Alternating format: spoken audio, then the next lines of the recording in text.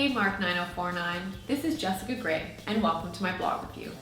So we were asked to choose a blog, pick 5 posts to analyze, and then interact with the blog somehow.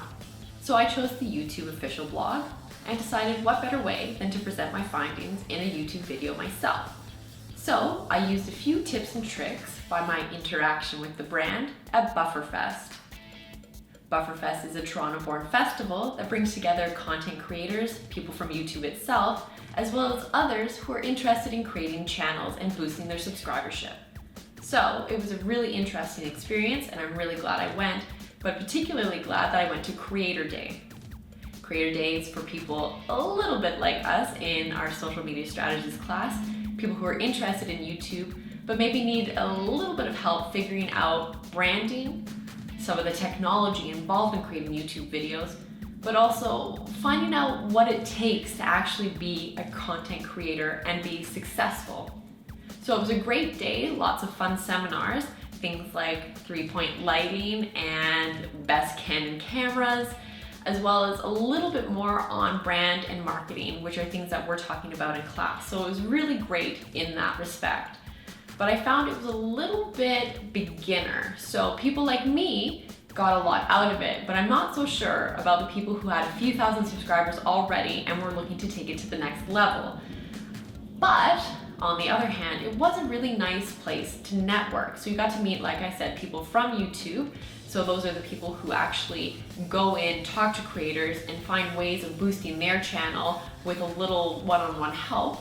But also some of the biggest creators out there, including Swoozie, so some of the people involved in what they call the Million Sub Club, which is people with 1 million subscribers or more. So it was a really fun day to get to know some of those people, get a few cards, as well as just look at some of the technology. You should have seen some of the people there had amazing cameras and some of the stabilizers, as well as they were using Periscope and using their own versions of social media, or not their own versions, but their own social media accounts to promote the day and promote themselves and meet people that they can collaborate with. So those are some of the big points there. Really liked the day, thought it was great that it was a Toronto thing, and you'll be able to find out a little bit more on my Tumblr blog if you check out the link at the end of this video. So some of the other posts that I did involved YouTube Red, which we talked about in class. Now this is a really interesting innovation on YouTube and Google's part because they want to go the Netflix route. Instead of just using ads to make money, they're going to use subscriber base. So the question is this going to be great for content creators? Because basically they need them all to sign on for it to be successful, because again, YouTube is nothing without the people who create the content. So Red debuted on October 28th in the US, and we don't have subscriber numbers and we don't have a lot of information about it in terms of how well it's working, but we do know what YouTube has said about it, that people who sign on to Red won't have to look at ads, which is a big deal for a lot of people now who watch YouTube.